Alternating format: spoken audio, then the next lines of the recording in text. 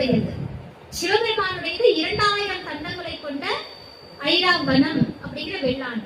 இந்த வெள்ளானுக்கு பாகன் ஒருவன் இருக்கிறான். அவன் பெயர் வாணன். வரமணி வாணன் சுந்தரமூர்த்தி நாயனார் தன்னுடைய தேவார திருப்பாட்டுல பாடுறார். அதுக்கப்புறம் சுவாமிக்கு மெய் காப்பாளர் யாரு? அதிகார நந்தி. ஒரு கோல் வச்சுட்டு ஒழுங்குபடுத்திக்கிட்டே இருப்பாரு கணங்களை இல்லையா? அதிகார நந்தி அவருக்கு பேரு. சுவாமிக்கு சிவாச்சாரியார் யாரு? அர்ச்சனையாளர் சிவாச்சாரியார். இப்ப கோவில் உள்ள இருப்பாருல அது யாரு? அம்பாள். சேக்கிழார் சொல்றார், சுவாமிக்கு சிவாச்சாரியார், கைலாயத்துல அம்பாள். இந்த சுவாமிக்கு ஒப்பனையாளர் யாருன்னா, அதாவது அலங்காரம் செய்யறவர் யாருன்னா குபேரன். அவர் தான் வரவு செலவு எழுதுற கணக்காளரும் கூட. இதெல்லாம் தாண்டி சுவாமிக்கு ஓதுவாமூர்த்தி யார் தெரியுமா? எல்லாரும் உட்காந்து பாடிக்கிட்டு இருந்தோம்ல, இது கைலாயம்னு வச்சுக்கோங்க. இந்த கைலாயத்துல இருக்கிற ஓதுவாமூர்த்தி யார் தெரியுமா? காரைக்காலம். கைலாயத்துல காரைக்காலம் அப்படியே கற்பனைக்கு வந்துருங்க.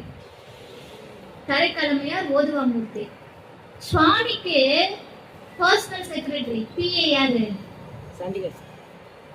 அவர் பிள்ளைக்கு சமம். இவர்தான் சுந்தரர் தான் பர்சனல் பிஏ. ஆமாங்க, இவர் சொன்னாதான் அவர் மூவ் பண்ணுவார். இவர் சொன்னாதான் அவர் ஃபைல் மூவ் பண்ணுவார். அப்பேற்பட்ட இடத்தில் இருக்கக்கூடியவர் சுந்தரமூர்த்தி நாயனார். இந்த சுந்தரர் நமக்கு எதெல்லாம் காட்டிட்டு போய்கிறார் அப்படின்னா, சிவபெருமான் மீது நமக்கு இருந்த பயத்தை முழுவதுமாக வேறறுத்தவர் சுந்தரர்.